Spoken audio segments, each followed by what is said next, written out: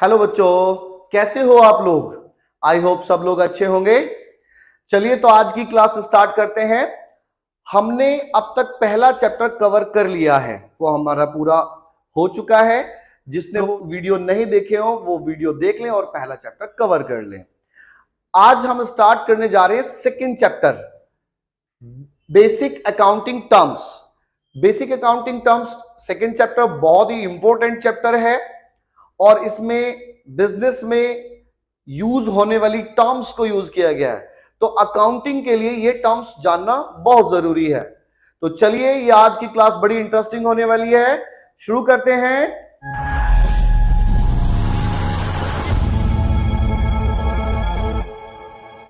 हाँ तो बच्चों देखिए, ये चैप्टर है हमारा बेसिक अकाउंटिंग टर्म्स। एक्चुअली ये बेसिक अकाउंटिंग टर्म्स होता क्या है? हर बिजनेस की अपनी एक लैंग्वेज होती है या हर प्रोफेशन की एक लैंग्वेज होती है। आप जानते हो डॉक्टर्स देखो कई बार दवाइयां हमें लिख के देते हैं, प्रिस्क्रिप्शन लिखते हैं, तो वो हमें समझ में ही नहीं आती। लेकिन जब मेडिकल स्टोर पे हम जाते हैं तो वो आसानी से समझ लेता, क्योंकि उनकी ना शॉर्ट टर्म्स होती हैं, उनकी टर्म्स है जो वो वही समझ सकते हैं। इसी तरह से सभी प्रोफेशन की, अब वकीलों की जो लैंग्वेज होती है, जब वो लिखते हैं तो उनका लैंग्वेज कुछ अलग होता है, कुछ वर्ड्स ऐसे होते हैं जो हमें आसानी से समझ में नहीं आते। उसी तरह से हमारी अकाउंटिंग में भी चीजें जो हैं, हम जानते हैं उसी चीज को, लेकिन उसको अलग अलग नाम से पुकारा जाता है, तो वो चीजें हमें थोड़ी सी अलग लगती हैं। तो आज हम उन सब चीजों को पढ़ने जा रहे हैं ताकि हमें चीजों को आसानी से समझ में आए और बाकी सारी चीजें भी क्लियरली इजीली होंगी। तो सबसे पहले बेसिक अकाउंटिंग टर्म्स, तो वो टर्म्स हम जो यूज करेंगे उसमें सबसे पहले हम पढ़ने जा रहे हैं एंटिटी। एंटिटी का मतलब होता है कोई भी इकोनॉमिक यूनिट, कोई भी बिजनेस। अब इसमें एक कई बार एक कंसेप्ट भी लगता है, सेपरेट एंटिटी कंसेप्ट। देखा जाए तो पहचान, जैसे मैं एक व्यक्ति हूं और मुझसे रिलेटेड एक अगर बिजनेस है तो वो उसकी अलग पहचान है, मेरी अलग पहचान है। तो कोई भी ऐसी इकोनॉमिक यूनिट जो प्रॉफिट कमाने के लिए काम करती है उसे हम एंटिटी बोलते हैं। An entity means an economic unit which perform economic activity. क्या करती है वो? इकोनॉमिक एक्टिविटी करती है, यानी कि बिजनेस से रिलेटेड काम करती है। A business entity means an enterprises established in accordance with the law to engage in the business activity. ये विद लॉ ये एंगेज होती है किसमें? बिजनेस में। तो बिजनेस एक्टिविटी में ये एंगेज रहती है विद लॉ। तो ऐसी कोई भी एक्टिविटी जो विद लॉ काम कर रही है, यानी कि कानून को दायरे में रह करके काम कर रही है और बिजनेस की एक्टिविटी कर रही है, उसे हम बिजनेस एंटिटी कहेंगे। इसमें जैसा कि आता आपने देखा, BMW है, नाइकी, आपने नाइक सुना है, ये डोमिनोज है, जारा है। जैसा कि अभी देखा कि भाई BMW नाइक है, ये आपका डोमिनोज है, जारा। तो ये क्या है? ये ब्रांड जो है ये अपने आप में एंटिटी है, इनकी अब एक पहचान है। तो ये एंटिटी है, ये बिजनेस हाउसेस हैं। ओके बच्चों, चलिए नेक्स्ट देखते हैं बिजनेस ट्रांजैक्शन। अब जब हम बिजनेस करेंगे तो उसके अंदर लेन देन भी करेंगे, हम ट्रांजैक्शन भी करेंगे, तो उन ट्रांजैक्शन को हम लेन देन कहते हैं। लेन देन यानी कि ट्रांजैक्शन यानी कि activity.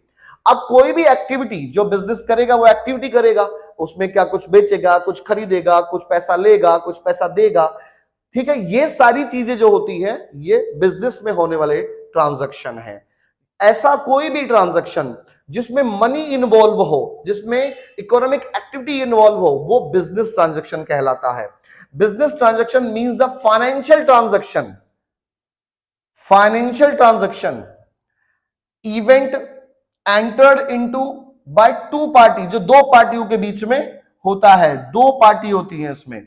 It is a financial event, ये एक फाइनेंशियल इवेंट होता है expressed in terms of money, जो कि इन टर्म्स ऑफ मनी काम करता है। विच bring changes in the financial position of enterprises, जो बिजनेस की फाइनेंशियल पोजीशन में चेंजेस लाता है। जब आप मटेरियल सेल करोगे तो कुछ प्रॉफिट भी कमाओगे, है ना, तो फाइनेंशियल पोजीशन में चेंज आएगा। अब जैसा कि आप देख रहे हैं कि भाई बिजनेस ट्रांजैक्शन में क्या है? पैसा लेना देना, सामान लेना देना, ये क्या है? ये बिजनेस ट्रांजैक्शन है। ठीक है, तो बिजनेस ट्रांजैक्शन से आगे बढ़ते हैं। अब इसके बाद आता है अकाउंट। अब ये अकाउंट क्या होता है? जब हम बिजनेस करते हैं तो बहुत सारे लोगों के साथ ट्रांजैक्शन करते हैं। अब बहुत सारे लोगों के साथ ट्रांजैक्शन करते हैं, किसी लेन देन सब करते हैं। अब जब बहुत सारे लोगों के साथ ट्रांजैक्शन करते हैं तो हम सबका हिसाब दिमाग में नहीं रख सकते, इसलिए हम सब के लिए ट्रांजैक्शन रिकॉर्ड करते हैं। अब एक जगह रिकॉर्ड करेंगे तो वो तो जर्नल तो होता है, उसमें रिकॉर्ड करते हैं, लेकिन एक जगह रिकॉर्ड करने से वो हौच पौच हो जाता है। एक व्यक्ति का एक बार हिसाब हमें करना है, एक बार उसके कैलकुलेशन क्या उसका लेन देन है हमें देखना है, तो उसके लिए हम एक पर्टिकुलर लेजर बनाते हैं, उस लेजर में हम अकाउंट्स बनाते हैं।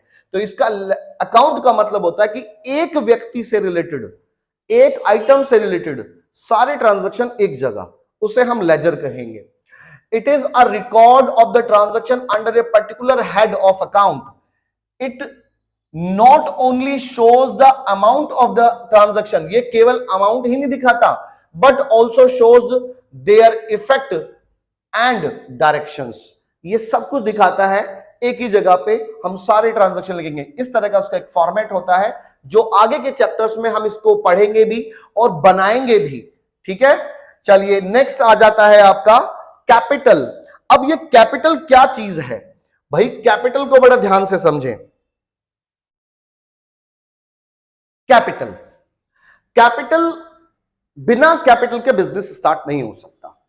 जब हम बिजनेस करते हैं, स्टार्ट करते हैं, तो उसके अंदर पैसा लगाते हैं।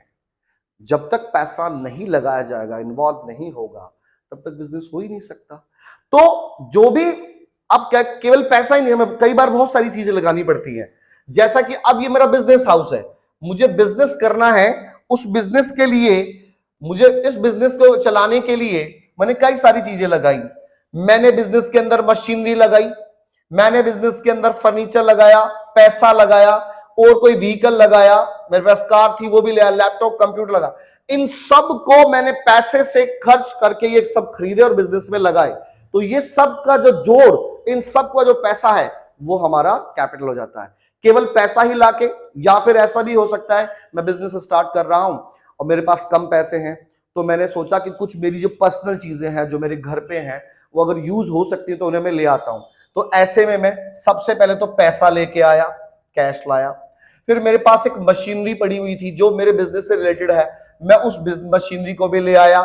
फिर मेरे पास कुछ फर्नीचर ऐसा पड़ा हुआ था जिसे मैं बिजनेस में यूज कर सकता हूं, तो मैं उस फर्नीचर को भी बिजनेस में ले आया। ठीक, मेरे पास कार थी तो बिजनेस में यूज करने के लिए, कहीं जाने के लिए, बिजनेस की मीटिंग्स में जाने के लिए मुझे कार चाहिए थी, मैं कार ले आया। मेरे पास लैपटॉप कंप्यूटर पड़ा था घर पे, मैं वो भी ले आया। और मेरे पास कुछ और भी व्हीकल थे जो बिजनेस के सामान को कैरी करना या कुछ भी करने के लिए था, वो भी मैं बिजनेस के अंदर सब कुछ ले आया। और ला करके इन सब की कीमत जोड़ी, तो जो भी कीमत आई, सपोज करो कि 20 लाख रुपीस कीमत आ गई, तो वो 20 लाख रुपीस की मेरी कैपिटल हो गई। यानी कि which is I have invested in my business, it's called capital. कुछ भी मैंने इन्वेस्ट किया, पैसा लगाया, सामान लगाया, हमने अपने फर्नीचर लगाया, हमने अपनी कार, स्कूटर, मोटरसाइकिल लगाया, वो सब हमारा बिजनेस की कैपिटल हो गया। ओके, अब इससे आगे बढ़ते हैं। कैपिटल के बाद हमारा आता है ड्राइंग। अब ये ड्राइंग, कैपिटल तो चलो सुना भी हो सकता है, लेकिन जो ड्राइंग है ये क्या है? ड्राइंग जो होता है बिजनेस में से पैसा निकालना पर्सनल यूज के लिए। जब हम काम करेंगे बिजनेस के अंदर तो अपना खर्चा कहां से चलाएंगे? पैसा तो है नहीं हमारे पास भाई। ऐसा तो है मैं नौकरी भी कर रहा हूं, बिजनेस भी कर रहा हूं। अब मैं तो बिजनेस कर रहा हूं तो मैं घर चलाने के लिए पैसा चाहिए, तो मैं अपने घर चलाने के लिए, अपने पर्सनल यूज के लिए जो भी पैसा बिजनेस में से लेके जाता हूं वो मेरा ड्रॉइंग्स होता है, उसे कहते हैं drawings. It is an amount withdrawn और गुड्स टेकन। चाहे तो मैं अमाउंट विड्रॉन करूं या मैं गुड्स ले लूं, सामान कुछ ले लूं, बाय द प्रोप्राइटर और पार्टनर फॉर पर्सनल यूज। किसके लिए? पर्सनल यूज के लिए, वो हमारा ड्रॉइंग्स है। Goods so taken by the proprietor, proprietor मालिक को कहते हैं भाई, बाय द प्रोप्राइटर और partner are valued at their purchase cost. जो भी मटेरियल वो लिया जाएगा उसे परचेज कॉस्ट पे वैल्यूड किया जाएगा। भाई अपने लिए थोड़ी ना प्रॉफिट वाले रेट आएगा, हम अपने घर पे कुछ भी ले जाएंगे तो लीसेस्ट कॉस्ट पे उसको हम लगाएंगे। यानी कि अगर मैंने सामान लिया या फिर मैंने पैसा लिया, अपने बिजनेस से, अपने बिजनेस में से निकाल करके मैं ले गया अपने घर, ऑनर ले गया अपने घर। कहां से लिया? बिजनेस से लिया, receive from the business, business से लेके अपने घर ले गए। किस लिए? ताकि मैं अपना घर का खर्चा चला सकूं, पर्सनल खर्चे कर सकूं। That is called drawing. चलिए आगे बढ़ जाते हैं। इसके बाद आता है हमारा लायबिलिटी। अब ये लायबिलिटी क्या चीज है? ये जब हम बिजनेस करेंगे तो जरूरी तो नहीं सारा काम नगद में करेंगे, कुछ उधार भी करेंगे, है ना?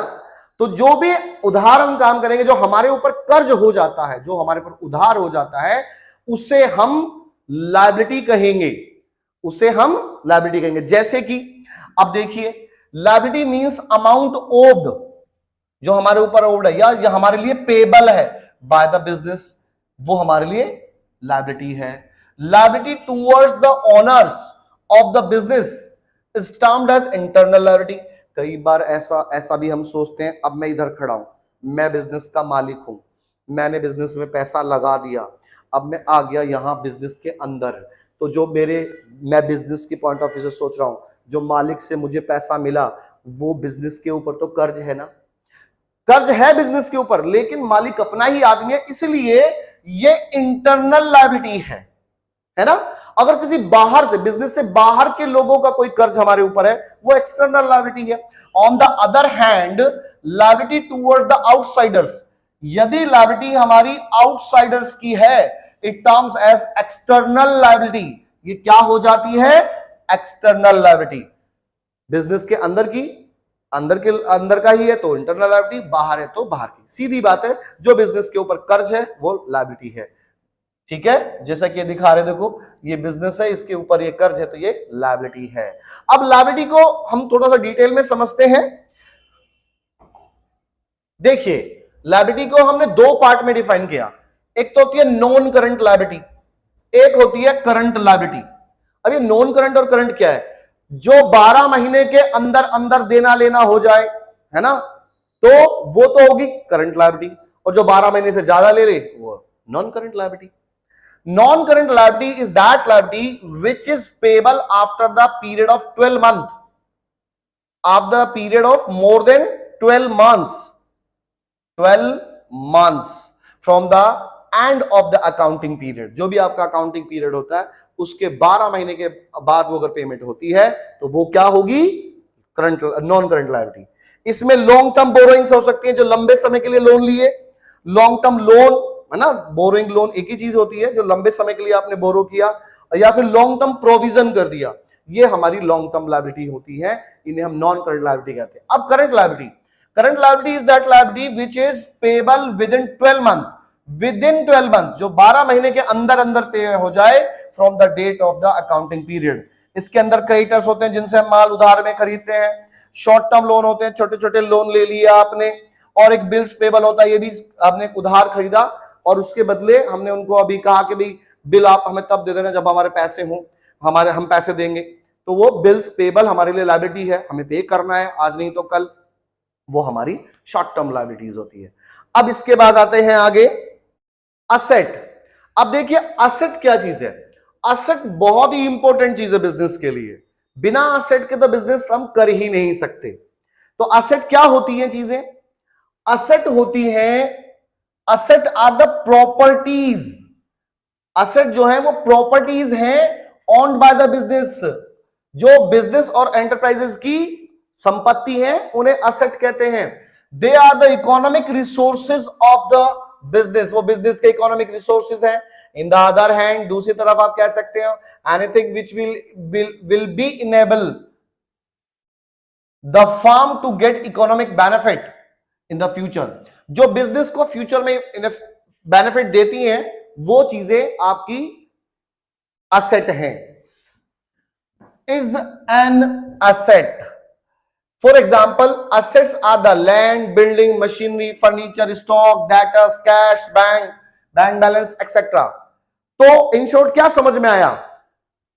जो भी चीज हम बिजनेस के अंदर यूज करते हैं बिजनेस को चलाने के लिए, वो सब चीजें हमारी असेट हैं, क्योंकि बिना असेट के आप बिजनेस करेंगे नहीं, चला ही नहीं पाएंगे। अरे आप बिजनेस में बैठे हैं तो सबसे पहले तो आपको वहां पे बैठने के लिए चेयर कुर्सी भी चाहिए, आपको पैसा भी चाहिए, आपको कैश चाहिए, बैंक बैलेंस चाहिए, है ना। और ये सब हमारी जैसे क्या क्या हो सकता है, कैश है, बैंक बैलेंस है, फर्नीचर है, प्लांट एंड मशीनरी है, लैपटॉप कंप्यूटर है, कूलर पंखे एसी है, ये सब क्या है, ये बिजनेस में यूज होने वाली चीजें हैं। कार स्कूटर मोटरसाइकिल हैं जो बिजनेस में यूज होते हैं। तो इन सब चीजों को यूज करके हम बिजनेस को चलाते हैं। ये और कुछ पैसा हमारा बाहर पड़ा हुआ है, इन्वेस्टमेंट्स हैं, ये सब चीजें हमारे बिजनेस में की असेट है। तो जो बिजनेस में यूज होने वाली चीजें असेट है। अब वो क्या क्या हो सकती है, देखिए आपका ये पैसा है, सबसे पहले आपकी ये बिल्डिंग है, बिजनेस हाउस है, या आपका कार है, ये सब क्या है, ये असेट है। अब हम असेट को कैटेगराइज करते हैं।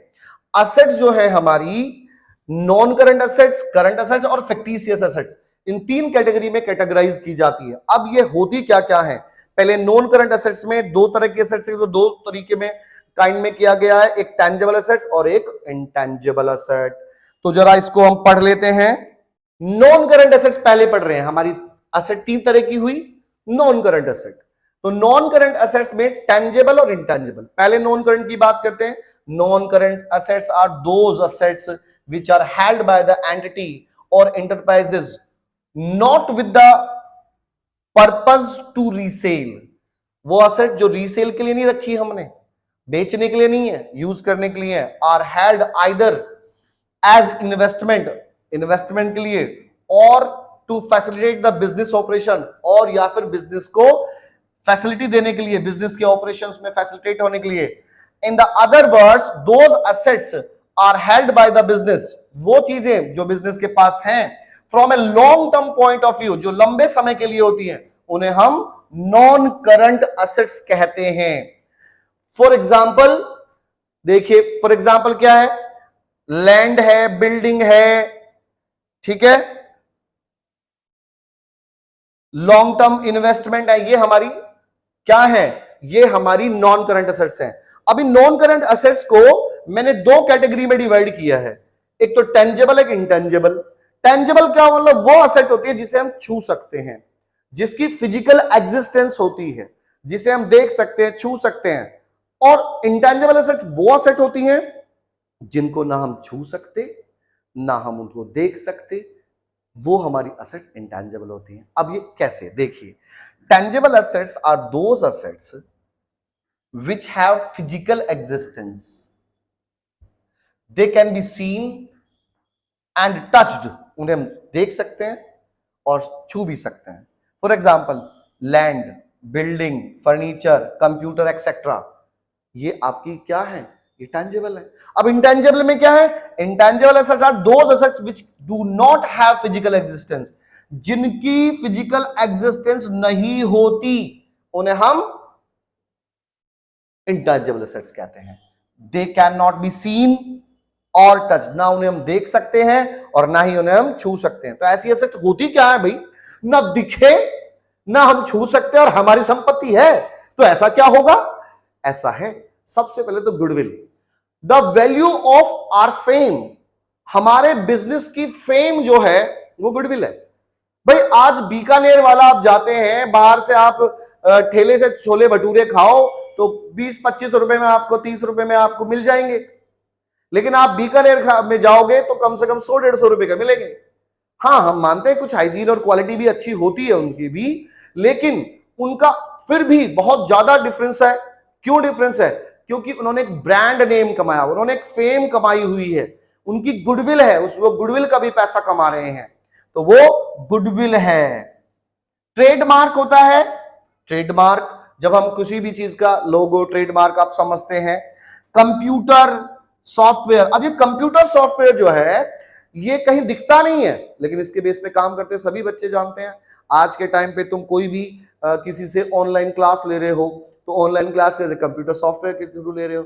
आज आप हमें यूट्यूब पे देख रहे हो तो यूट्यूब भी जो एक सॉफ्टवेयर है ना, तो ये सॉफ्टवेयर हमें तो चलो हमने डाउनलोड कर लिया, फ्री में हुआ, लेकिन जब कंपनी इसको बनाती है तो बहुत करोड़ों रुपए लगते हैं, तो वो एक सॉफ्टवेयर उनके लिए असेट है, उसी के बेस पे वो काम कर रहे हैं। तो ये ऐसी असेट्स हैं जिन्हें आप देख नहीं सकते, छू नहीं सकते, लेकिन ये काम करती हैं, ये काम करती हैं। ओके, चलिए आगे बढ़ते हैं। अब इसके बाद आ जाते हैं हम करंट असेट्स पर। करंट एसेट्स क्या होती हैं? Current assets are those assets which are held by the entity और enterprises with the purpose of converting into the cash, with the purpose converting into the cash within a short period। और वो short period क्या होगा? 1 साल। अगर हमारे पास कोई भी एसेट ऐसी है जिसको हम 1 साल के अंदर कैश में कन्वर्ट कर लेंगे, वो हमारी करंट एसेट्स हो जाती है। फॉर एग्जांपल गुड्स, जिस माल को हम बेचते हैं, है ना, हमने बेचा, बेच के पैसे आ गए, कन्वर्ट हो गया with in a period. Debtors, जिनको हमने उधार में माल बेचा कुछ छोटे समय के लिए, जल्दी से पैसे दे देंगे, करंट एसेट्स है। उसके बाद एक आता बिल्स रिसीवेबल, ये डेटर्स का ही भाई होता है। डेटर्स वो जिन पे हमें विश्वास है, भाई हाँ ठीक है डेटर्स ये पैसे दे देंगे, लेकिन कुछ ऐसे होते हैं थोड़ा ट्रस्ट कम होता है, तो हम उनका बिल अपने पास ही रख लेते हैं कि भाई तुम्हें बिल तभी देंगे जब पैसे दे दोगे। तो वो बिल हमारे पास जो रहता है तब तक वो हमारे लिए बिल्स रिसीवेबल है तो उधारी पैसा बेचा हुआ वो भी। तो ये हमारे करंट एसेट्स हैं। फैक्टिशियस एसेट्स, तो फैक्टिशियस एसेट्स, इसको जरा ध्यान से सुनना क्योंकि बच्चे इसमें बड़े कंफ्यूज रहते हैं। Fictitious assets are those assets which are neither tangible assets nor intangible asset. ना तो ये टेंजेबल है और ना ही ये इंटेंजेबल है। अच्छा, तो अभी फिर क्या है? दे आर द लॉसेज, ये वो लॉसेज है, वो एक्सपेंसेस है, वो खर्चे हैं not return off in the year in which they are incurred. ये वो खर्चे हैं कि जिस ईयर में हम खर्चा करते हैं, जिसमें हम उसको खर्च किया है, ये उसी में उसको राइट ऑफ नहीं करते, उसमें खत्म नहीं होते हैं, ये कई आगे के साल तक इनका यूज होता चलते हैं। They but in more than one accounting period, एक से ज्यादा साल के लिए चलते हैं। For example of fictitious assets is deferred revenue expenditure. ये डेफर्ड रेवेन्यू एक्सपेंडिचर होता है। अब क्या कीजिए, डेफर्ड रेवेन्यू एक्सपेंडिचर, ये भी कोई नई बात आ गई, हमें तो पता ही नहीं है। Such as advertisement expenditures. अब ये क्या है जरा मैं बता देता हूं। देखिए अभी क्या किया मैंने ना, अमिताभ बच्चन को हायर कर लिया। हमने कहा कि भाई आप हमारा एडवर्टीजमेंट करेंगे और 5 साल तक करेंगे आप, ठीक है जी, मैं आपको 5 करोड़ रुपए दूंगा। तो हमारे 5 करोड़ दूंगा, हमारी 5 करोड़ में बात तय हो गई, ये हमारा फाइनल हो गया। अब मैंने अमिताभ बच्चन को 5 करोड़ रुपए दिए फॉर 5 CR फॉर 5 ईयर्स। अब मैंने 5 करोड़ पूरे दे दिए, ये 5 CR दे दिए। अब क्या हुआ? क्या ये मैंने जो दे दिए सारे खर्च हो गए? नहीं, क्योंकि मैंने 5 साल के लिए दिए हैं। तो 1 साल खर्च हुआ तो 1 करोड़ रुपए खर्च हो गया, 2 साल खर्च हो गए तो 2 करोड़, 3 बचे हैं, फिर 4 करोड़, 4 साल हो गए 4 करोड़, तो एक एक साल में 1-1 करोड़ खर्च होता जाएगा। तो इसका मतलब क्या हुआ कि जो खर्चा मैंने किया वो आने वाले कई साल तक चलेगा। दे आज ही दिया मैंने 5 करोड़, लेकिन वो अगले 5 साल के लिए दिया। ये प्रीपेड एक्सपेंसेस भी कहते हैं इसको, लेकिन ये एक्सपेंस ऐसा है जिसका यूज भी हम 5 साल तक लेंगे और खर्च भी ये 5 साल में ही, धीरे धीरे हम थोड़ा थोड़ा अपना उसका खर्चा मानते रहेंगे, पेमेंट हमने पूरा किया। तो ऐसी एसेट्स, इसे हम फिक्टिशियस एसेट कहते हैं, जो पैसा हमारा एक्स्ट्रा में चला गया, जो हमारा प्रीपेड हो गया लंबे समय के लिए। ठीक है बच्चों, तो अभी हमने ये टर्म्स पूरी की हैं, आप इनको अच्छे से तैयार कीजिए और सुनिए, नोट्स बनाइए भाई। ये नोट्स मैंने जो बनाए हैं, इन्हीं नोट्स को आप अच्छे से लर्न कर लें, ये आपके लिए स्पेशली बनाए गए हैं, इससे तैयारी करें। बाकी के टर्म्स हम आगे वाली क्लास में पढ़ाते हैं। ओके बच्चों, thank you and bye bye.